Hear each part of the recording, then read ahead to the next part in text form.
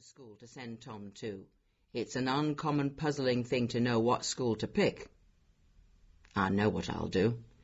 I'll talk it over with Riley. He's coming tomorrow to arbitrate about the dam. Riley's as like a man as any to know some school. But, continued Mr. Tulliver after a pause, what I'm a bit afraid on is as Tom hasn't got the right sort of brains for a smart fellow. I doubt he's a bit slowish. He takes after your family, Bessie. Yes, that he does, said Mrs. Tulliver, accepting the last proposition entirely on its own merits. He's wonderful for liking a deal of salt in his broth. That was my brother's way and my father's before him. It seems a bit of a pity, though, said Mr. Tulliver, as the lad should take after the mother's side instead of the little wench. She's twice as cute as Tom. Yes, it is a mischief while she's a little un, Mr. Tulliver, for it all runs to naughtiness. How to keep her in a clean pinafore 2 hours together passes my cunning. And now you put me in mind, continued Mrs. Tulliver, rising and going to the window. I don't know where she is now, and it's pretty nigh tea time. Ah, thought so, wandering up and down by the water like a wild thing. She'll tumble in some day. Mrs. Tulliver rapped the window sharply, beckoned, and shook her head. You talk of cuteness, Mr. Tulliver, she observed as she sat down. But I'm sure the child's half an idiot in some things, for if I send her upstairs to fetch anything, she forgets what she's gone for. That never run in my family, thank God, no more nor a brown skin as make her look like a mulatter. And her hair won't curl, all I can do with it, and I've such work as never was to make her stand and have it pinched with the irons. Cut it off short, said the father rashly. How can you talk so, Mr. Tulliver? She's too big a girl, gone 9, and tall for her age, to have her hair cut short. And there's her cousin Lucy's got a row of curls round her head and not a hair put out of place. It seems hard, as my sister Dean should have that pretty child. I'm sure Lucy takes more after me nor my own child does. Maggie, continued the mother, in a tone of half-coaxing fretfulness, as this small mistake of nature entered the room.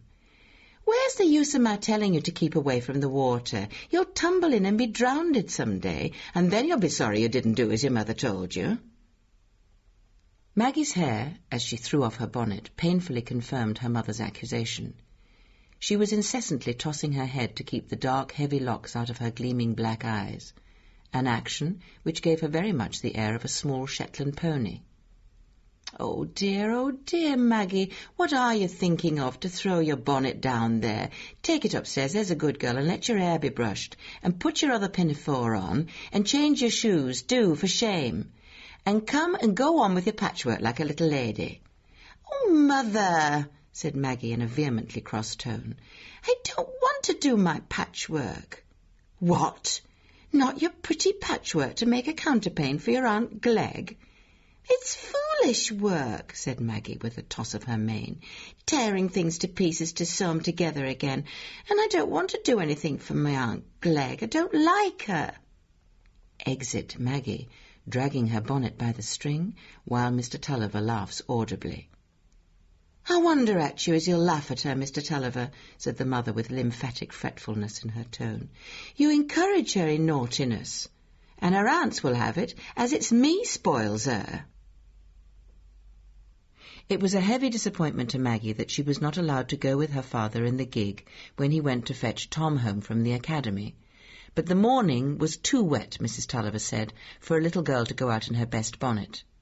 Maggie took the opposite view very strongly, and it was a direct consequence of this difference of opinion that when her mother was in the act of brushing out the reluctant black crop, Maggie suddenly rushed from under her hands and dipped her head in a basin of water standing near, in the vindictive determination that there should be no more chance of curls that day. Maggie, exclaimed Mrs. Tulliver, sitting stout and helpless with the brushes on her lap. What is to become of you if you're so naughty? Folks'll think it's a judgment on me as I've got such a child. They'll think I've done somewhat wicked. Before this remonstrance was finished, Maggie was already out of hearing, making her way towards the great attic that ran under the old high-pitched roof. This attic was Maggie's favourite retreat on a wet day. when the weather was not too cold. Here she fretted out all her ill humours, and here she kept a fetish which she punished for all her misfortunes. This was the trunk of a large wooden doll which once stared with the roundest of eyes above the reddest of cheeks, but was now entirely defaced by a long career of vicarious suffering. She knocked it against the wall on reaching the attic, sobbing all the while with a passion that expelled every other form of consciousness, even the memory of the grievance that had caused it. As at last the sobs were getting quieter, and a sudden beam of sunshine falling through the wire lattice across the worm-eaten shelves made her throw away the fetish and run to the window. The sun was really breaking out. The sound of the mill seemed cheerful again. The granary doors were open, and there was Yap, the queer white and brown terrier with one ear turned back, trotting about and sniffing vaguely as if he were in search of a companion. It was irresistible. Maggie tossed her hair back and ran downstairs, and was quickly out in the yard, whirling round and singing as she whirled, "Yap, Yap, Tom's coming home," while Yap pranced and barked round her, as much as to say, if there was any noise wanted, he was the dog for it. "Hey, hey, miss, you'll make yourself giddy and tumble down in the dirt," said Luke, the head miller, a tall, broad-shouldered man of 40, black-eyed and black-haired. Maggie paused in her whirling and said, staggering a little, "Oh, no, it doesn't make me giddy. Luke, may I go into the mill with you?" Maggie loved to linger in the great spaces of the mill, but the part of the mill she liked best was the topmost story, the corn hutch, where there were the great heaps of grain which she could sit on and slide down continually. She was in the habit of taking this recreation as she conversed with Luke. "I think you never read any book but the Bible, did you, Luke?" "Nay, miss, and not much of that," said Luke with great frankness. "I'm no reader, I aren't." "Why, you're like my brother Tom, Luke," said Maggie. "Tom's not fond of reading." "I love Tom so dearly, Luke, better than anybody else in the world. When he grows up, I shall keep his house and we shall always live together. I can tell him everything he doesn't know. But I think Tom's clever for all he doesn't like books. He makes beautiful whipcord and rabbit pens." "Ah," said Luke, "but he'll be fine and vexed as the rabbits are all dead." "Dead?" screamed Maggie, jumping up from her sliding seat on the corn. "As dead as moles," said Luke, fetching his comparison from the unmistakable corpses nailed to the stable wall. "Oh, dear Luke," said Maggie in a piteous tone, while the big tears rolled down her cheek. "Tom told me to be sure and remember the rabbits every day, but how could I when they did not come into my head, you know? Oh, he'll be so angry with me, I know he will, and so sorry about his rabbits. And so am I sorry. Oh, what shall I do?" "Don't you fret, miss," said Luke soothingly. "Will you come along home with me and see my wife? I'm a-going this minute."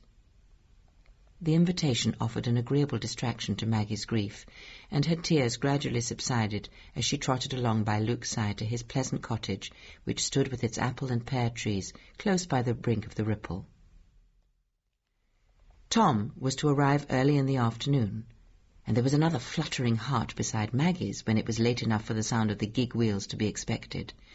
For if Mrs. Tulliver had a strong feeling, it was fondness for her boy. Maggie jumped first on one leg and then on the other, while Tom descended from the gig and said, with masculine reticence as to the tender emotions, "Hello." "Yap, what, are you there?" Nevertheless, he submitted to be kissed willingly enough, though Maggie hung on his neck in rather a strangling fashion. He was one of those lads that grow everywhere in England, and, at 12 or 13 years of age, look as much alike as goslings. "Maggie," said Tom confidentially, as soon as his mother was gone out to examine his box, and the warm parlour had taken off the chill he had felt from the long drive, "you don't know what I've got in my pockets." He drew something half out of his pocket. "What is it?" said Maggie in a whisper. "I can see nothing but a bit of yellow." "Why, it's a new fish line. 2 new ones, one for you, Maggie, all to yourself." Maggie's answer was to throw her arms around Tom's neck and hug him